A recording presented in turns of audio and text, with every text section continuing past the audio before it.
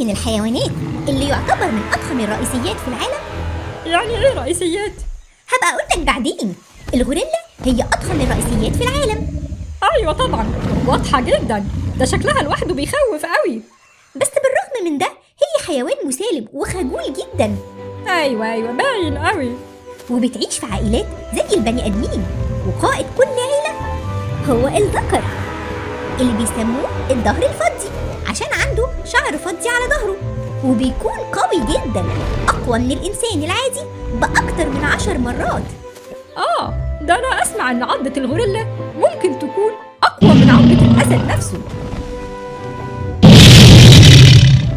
طب تخيل إنهم كل يوم بيبنوا عش جديد من ورق الشجر عشان يناموا فيه. ايه ده؟ يعني كل يوم سرير جديد؟ فكرتيني، ده انا عاوز اغير ملاية السرير بتاعي. طب جرب كده، جرب تلعبها واحنا ماشيين، دي بتعمل صوت زي صوت الضحك بالظبط لما حد بيلعبها. لا يا ستي، لعبيها انتي وانا هبقى اتفرج عليها وهي بتضحك. بس تخيلي، رغم كل القوة والضخامة دي، لكن اسمع ان الغوريلا بتخاف جدا من المية والمطر، وما بتحبش تلمس المية ابدا. ايوه صح، بقولك ايه، انا شايفة اننا نجري احسن. ايوه عندك حق، اجري.